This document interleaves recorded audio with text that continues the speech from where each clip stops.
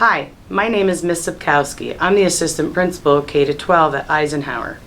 Today I'm going to read Chapter 15 from Charlie Bumper's verse, The Teacher of the Year. When we came back to our classroom from lunch the next day, I saw my desk.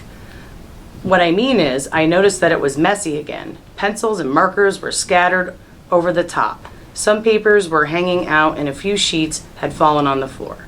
I don't know how it happens. Maybe there are little guys who live inside my desk. They wait until I'm gone, and then they throw everything around and make a huge mess. Anyway, I remembered what Dad said about trying, and I didn't want to fight with Mrs. Burke anymore. So I decided to stay in from recess for a couple of minutes to clean up my mess.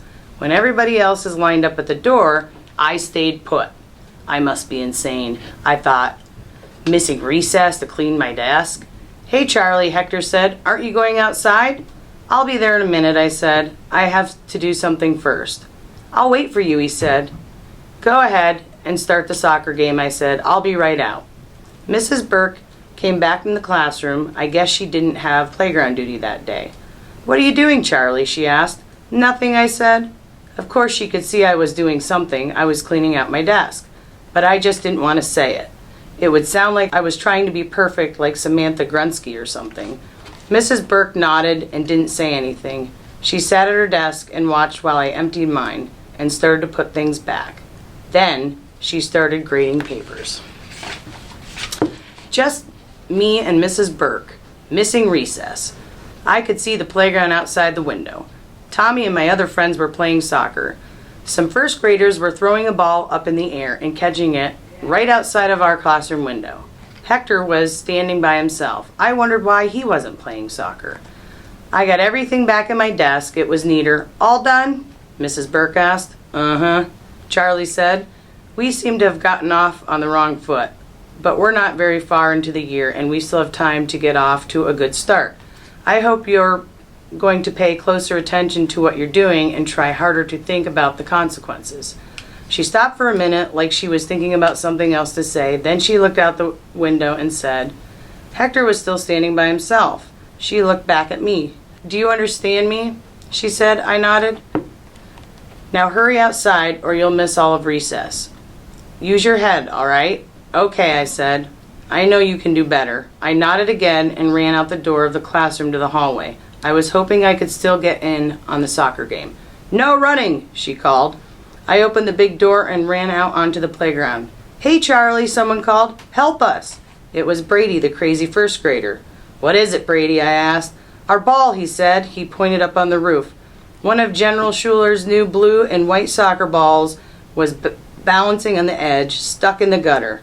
Where'd you get that? I said. I found it, Brady said. Then I kicked it up on the roof by mistake. Can you get it down? Where did you find it? In the gym, Brady said. Can you get it down for us? I looked around. The intergalactic supreme commander was talking with a second grader over by the gym. If he saw Brady with the ball, the first graders were doomed. Can't you ask your teacher for help? I asked. I did. She said she'd ask Mr. Turchin to get it down later. The first grade teachers obviously didn't know about Mr. Schuler, intergalactic supreme commander of soccer balls.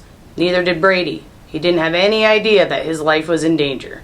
Can you please get it down, Charlie?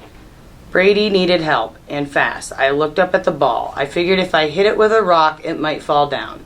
I thought again. Rocks are hard, and what if I miss and hit a classroom window? I need something softer to throw. I glanced across the playground. Mr. Schuler hadn't seen us yet, or the soccer ball. The ball had to come down, somehow, some way. Time was running out. What if Mr. Schuler came this way? I looked around for something to throw, then an idea hit me. My shoe is just the right size for throwing, and it isn't heavy enough to break a window. A bunch of first graders gathered around me, watching me take off my shoe. Some of them giggled. They thought it was funny. They didn't know about Mr. Schuler. I threw my sneaker at the ball, but my shoe hit the gutter and fell to the ground. I hopped over to where it was and picked it up. Now the first graders were laughing and shrieking. I threw my shoe again. This time it hit the ball and knocked it out of the gutter. All the kids squealed and ran for it. Thanks, Charlie, Brady yelled. He grabbed the ball and ran off with it. I was a hero. There was just one problem. My shoe didn't come down. When I backed away from the building, I could see it sticking up out of the gutter. A kid screamed, "Charlie's shoe is on the roof!" For some reason, everyone thought it was the most hilarious thing that had ever happened. Funnier than a person covered in wads of toilet paper. Funnier than a person hanging from a classroom door.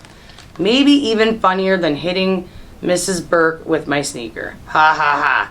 Then I remembered exactly what she'd said to me last year in the hallway. "If you ever throw a shoe in school again, you'll stay in from recess for the rest of your life." Soon everyone on the playground was whooping and shrieking and pointing at my shoe on the roof. While I was standing there wearing only one shoe, I felt like a bozo. I was a bozo.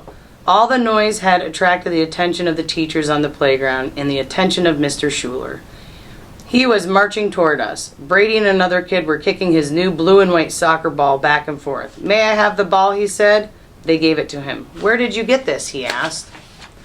They pointed at me. "Charlie got it for us." "Me? Oh no, boogers." General Schuler glared at me. "Haven't I talked to you about this before, about gym equipment?" he asked. I didn't. The general didn't let me finish. "I don't want your excuses." Then he looked down at my feet. "Where's your other shoe?" I pointed to the roof. I could see his neck was getting red. He had a big neck connected to his big head and big shoulders. Just then the fourth graders came up to the walk, heading back to class. Samantha Grunsky walked by. "Oh, wow," she said. "Mrs. Burke will just love this." When Tommy saw me with Mr. Schuler, his eyes got big. He tried to save me. "Charlie," he said, "I think Mrs. Burke wants you right now." "Not yet," Mr. Schuler said. Tommy looked at me and shook his head. "Go on inside," Mr. Schuler said to Tommy. The last one in line was Hector.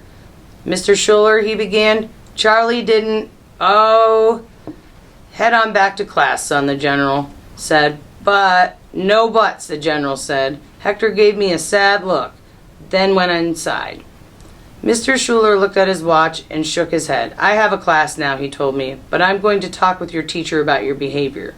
What do you think about that? Trick question? No good answer? I really wanted to explain, but I didn't say anything. "Get back to your classroom," he said. Then he turned and left. But I didn't go back. I didn't want to go back. I wanted to disappear. I sat on the step at the back entrance of the school and tried to remember a time when I had been in more trouble than I was about to be in. I thought about the time I broke a glass door in my grandparents' living room when I was swinging a baseball bat in the house.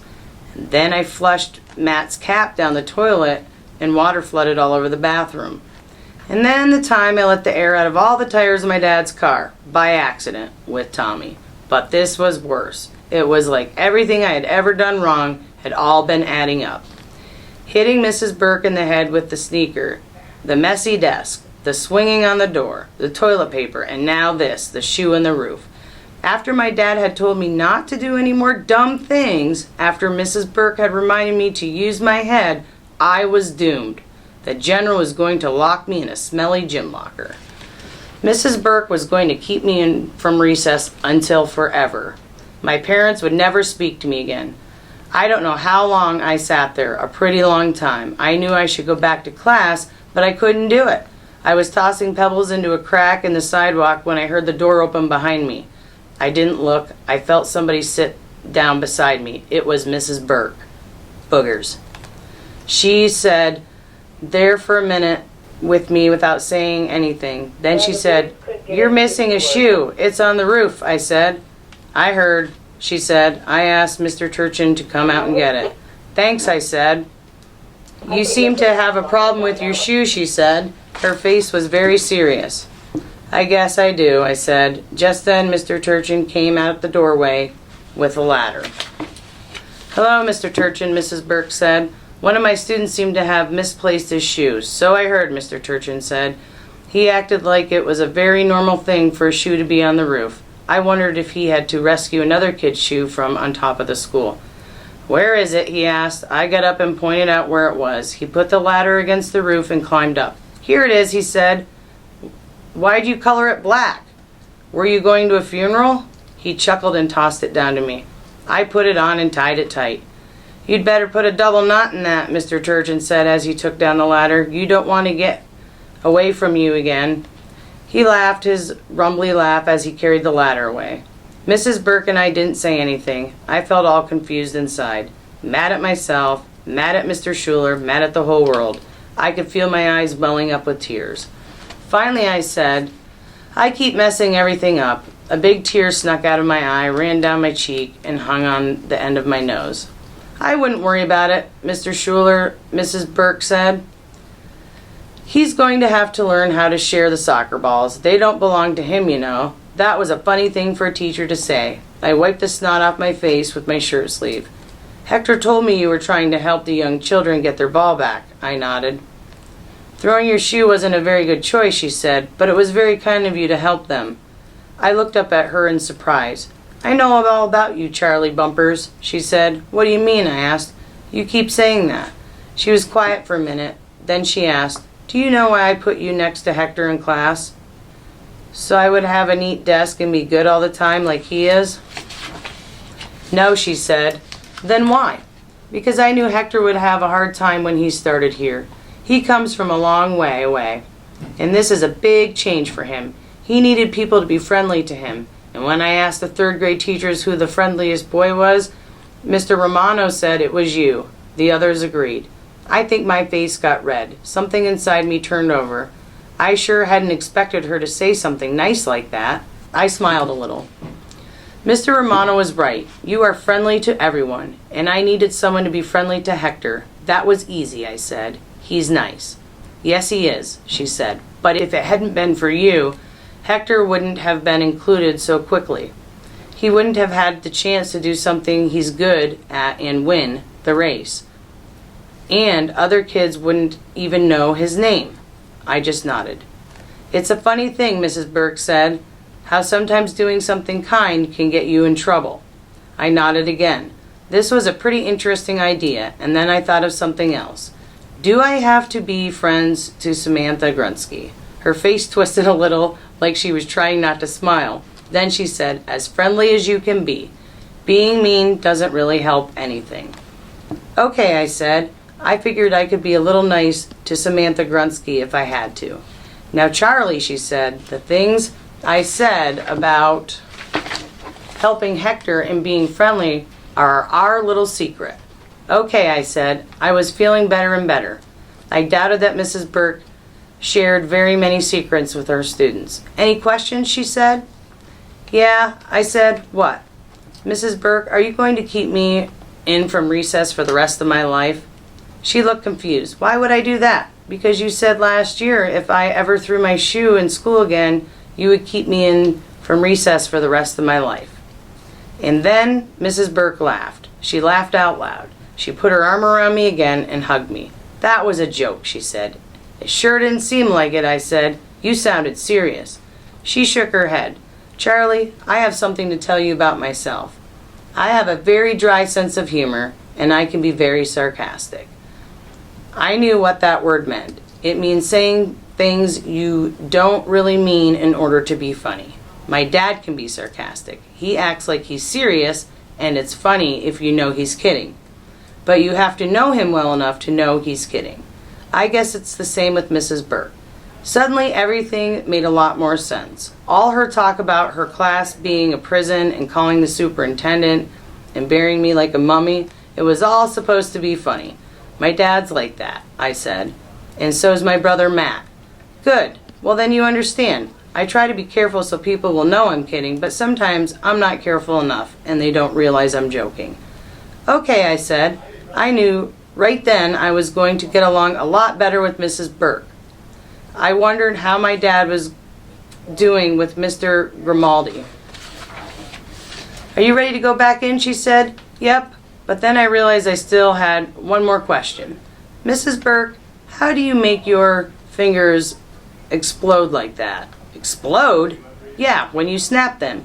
"You mean like this?" she said. Then she snapped her fingers. Pow! "Yeah," I said. "Where'd you learn to do that?" Mrs. Burke smiled like she was remembering something. "I learned that from my mom. She was a teacher too." "It seems pretty handy," I said. "Yes," she said, "it is." We headed back to the classroom. As we walked down the hallway, she put her hand on my shoulder.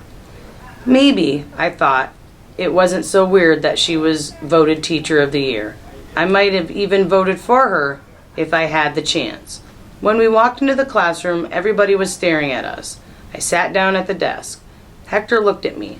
"Hi, Hector," I said. "Hi, Charlie," he said. "Hey, Hector." I said, "Cool shoes." He grinned. "So are yours." Samantha Grunsky raised her hand. "Yes, Samantha," Mrs. Burke said. "What's going to happen to Charlie?" Mrs. Burke looked at Samantha. Then she said, "Well, really, class, it's nobody's business what's going to happen to Charlie. But I might as well tell you the horrible truth. I suspect the police will be coming to my empire soon to put him in prison for throwing his sneaker on the roof." She said it with a complete straight face. The class gasped. No one could believe it. Everybody started talking. Pow, pow, pow. Exploding fingers. Everyone got quiet. Mrs. Burke looked at me. She raised her eyebrow, and the corner of her mouth turned up just a little. I gave her a little nod, but I didn't give away our secret. My best friend Tommy wasn't in my class. Samantha Grunsky was. That was too bad, but I had my new friend, Hector, and I had Mrs. Burke for a teacher, and that was pretty good.